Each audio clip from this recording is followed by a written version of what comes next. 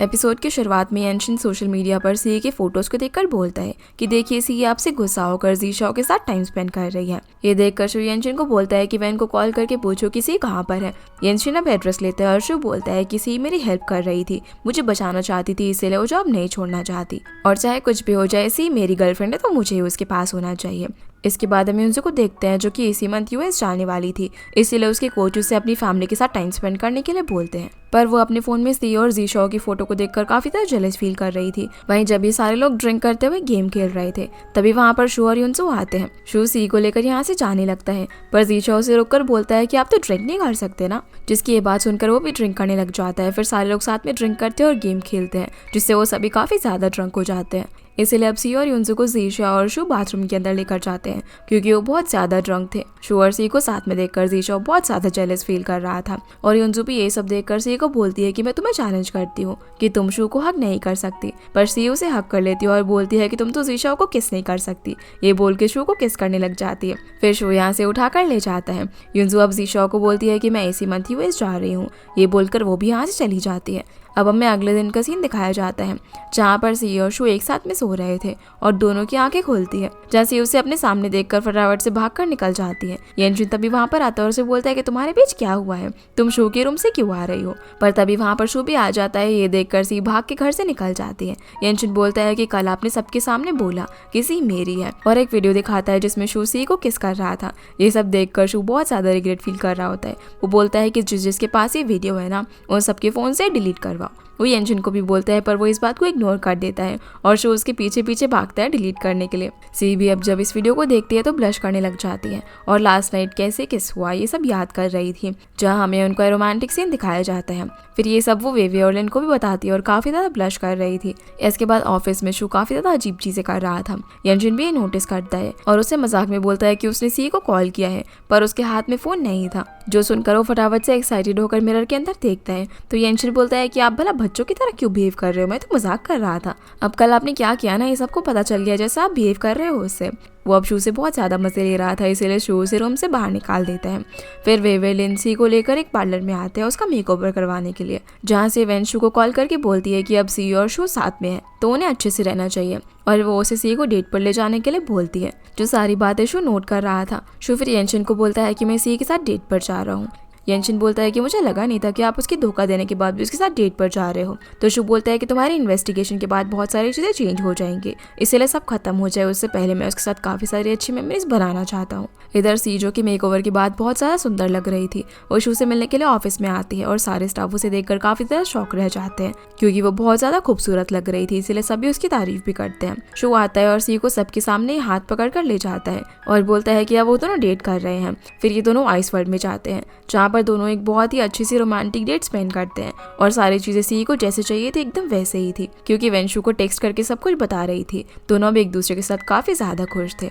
Scene अब mister वू पर आता है जहाँ उसे भी शु और सी के रिलेशनशिप के बारे में पता चल गया था और अभी मिस्टर वू ने हेज ग्रुप के शेयर्स भी खरीद लिए थे, पर क्योंकि हेज ग्रुप अभी फाइनेंशियल सपोर्ट ढूंढ रहा था और उन्हें कोई लोन भी नहीं मिल रहा था, इसलिए मिस्टर वू बोलते हैं कि अभी हमें सिर्फ शेयर पर ध्यान देना होगा। सीना वापस से येनशिन पर आता है जिसने कि एक डिटेक्टिव को सी के बारे में पता लगाने के लिए बोला था और उसे सब कुछ पता चल गया था कि सी और युनसो सिस्टर्स है और मिस्टर ली सी के डैड और कुंगू के कोच है। वो उसके फोन रिकॉर्ड से उसने मिस्टर वू से बात की ये भी पता लगवा लेता है और उसने उस रेसलिंग शो के अंदर पार्ट लिया। उसे ये सब कुछ भी पता चल गया था कि वही मास्क गर्ल है। जो सब कुछ जानने के बाद येनशिन बहुत ज्यादा शॉक हो जाता है और उसे ये सारी बातें सीक्रेट रखने के लिए बोलता है। फिर हम सी और शु को देखते हैं जो कि स्नोलैंड में स्नोफॉल करवाते हैं और शु यहाँ पर स्नोफॉल में उसे किस करने की विश पूरी करता है जो कि उसे वेन ने टेक्स्ट करके बताई थी। जिसके बाद हम येनशिन और वेन को देखते हैं जहाँ पर येनशिन वेन को सी की फाइल देता है और उसे बोलता है कि उसे अब सब कुछ पता चल गया है। वेन उसे बोलती है कि तुम्हें जो करना है कर लो, लेकिन शु को अभी कुछ मत बताना। जो सुनकर येनशिन गुस्से में बोलता है कि तुम्हें अभी भी सी की फिक्र है।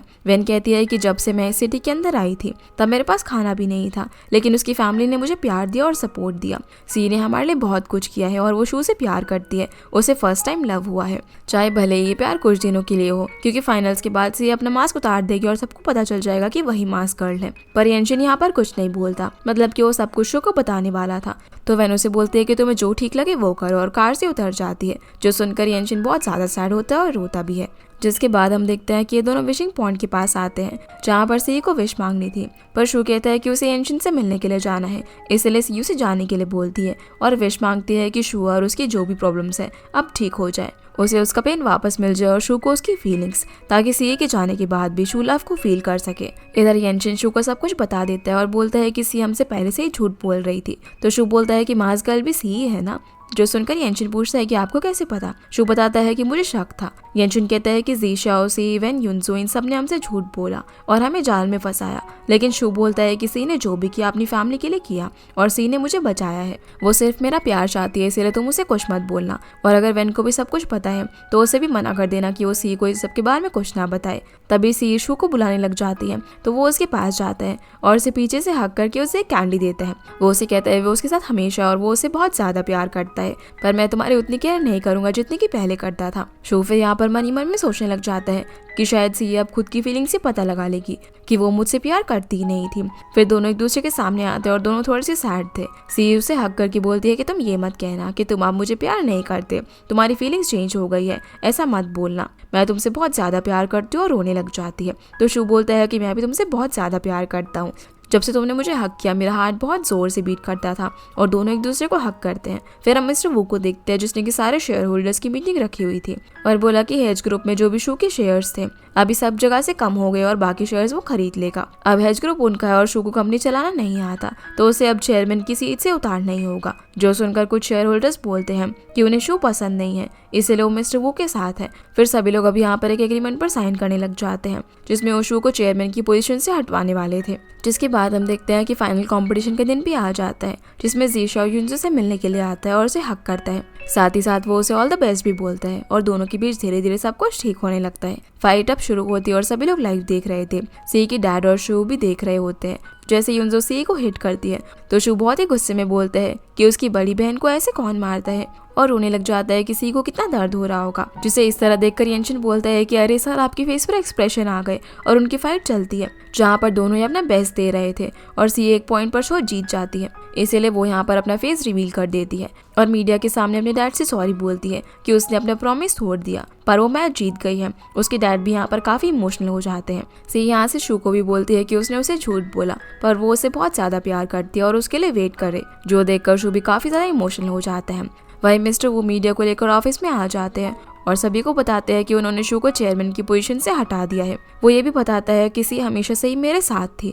जो सुनकर शू बोलता है कि अभी मेरे पास 10 दिन है, तो 10 दिन बाद यहाँ पर आना, अब यहाँ से निकलो। मिस्टर वो बोलता है कि अगर तुमने कुछ भी किया तो मैं सी को नहीं छोड़ूंगा, और अगर तुम उसे बचाना चाहते हो तो अच्छे से मान जाओ। सी भी ये न्यूज देखकर फटाफट से ऑफिस आती है, क्योंकि उसे सब कुछ पता था, पर मेन गेट पर मीडिया थी, इसलिए वो पार्किंग से जाने लगती है, जहाँ मिस्टर वो के आदमी उसे रोककर बेहोश कर देते हैं। इधर यंशिन और शू पैसे का इंतजाम कैसे करेंगे इस सब के बारे में सोच रहे थे। यंशिन बोलता है कि उसे सी को इस सबसे दूर रखना चाहिए था। तभी वैन आती है और सी के बारे में पूछती है, लेकिन सी वहाँ पर आई ही नहीं थी। शू भागते हुए सीसीटीवी रूम में आता है, जहाँ से उसे पता चल जाता है कि वो पार्किंग से गई थी। इससे लगे तीनों पार्किंग में आते हैं, जहाँ पर एक कार बहुत ही स्पीड से गुजरती है। सी वहाँ पर बेहोश पड़ी हुई थी, तो शू उसके पास जाता है और कार लाने के लिए बोलता है। फिर वो उसे उठाकर ले जाने लगता है और उसके साथ की सारी मेमोरी को याद करता है। दूसरी तरफ हम युनसो को देखते हैं, जो कि बहुत सैड होकर बैठी हुई थी, क्योंकि वो सी से हार गई थी। तभी उसके डैड उससे मिलने के लिए आते हैं और उसे चॉकलेट भी देते हैं। चाहे युनसो उनसे बोलती है कि आपने मुझे हमेशा हर्ट किया है, आपने सी को कॉलेज भेजा और मुझे बॉक्सिंग रिंग,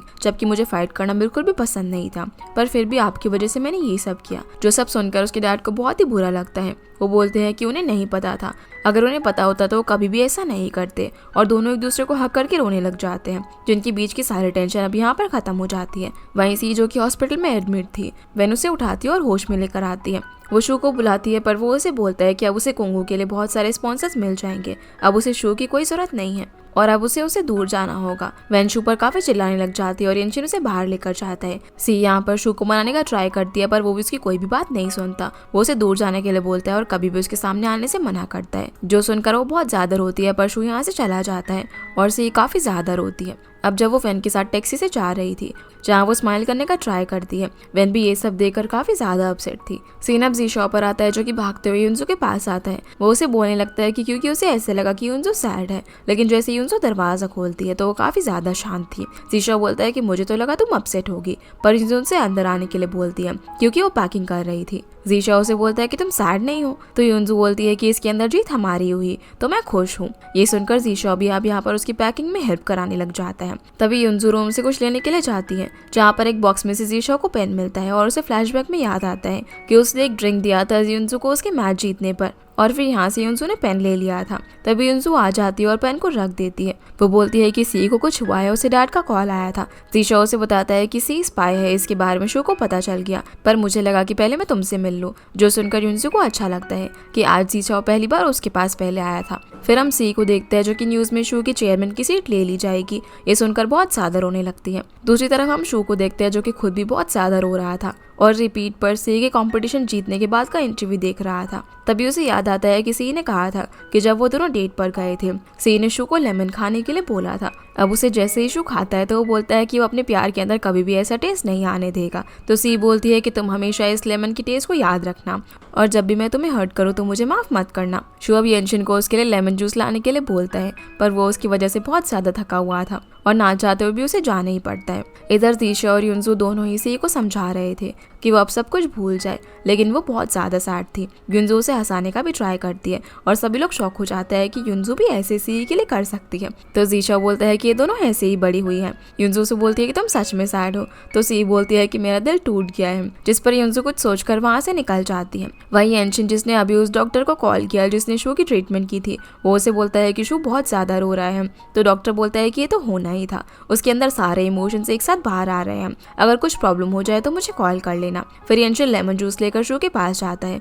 जैसे ही वो उसे पीता है तो उसे एक गंदा सा टेस्ट आता है। फिर वो उसे बोलता है कि मुझे कॉटन कैंडी खाना है। जो सुनकर एंशिन गुस्से में बोलता है कि आपने ही ब्रेकअप किया है और आपकी वजह से मैं वैन के पास भी नहीं जा पा रहा। तभी शू बोलता है कि आज जो भी हुआ उसके बाद अगर वो मेरे साथ होगी तो उसकी जान को खतरा है, इसीलिए अब जब ये सब खत्म हो जाएगा तो मैं उसे वापस अपने पास ले आऊंगा। तभी उसे युनसो का कॉल आता है और वो उससे मिलने के लिए बुलाती है।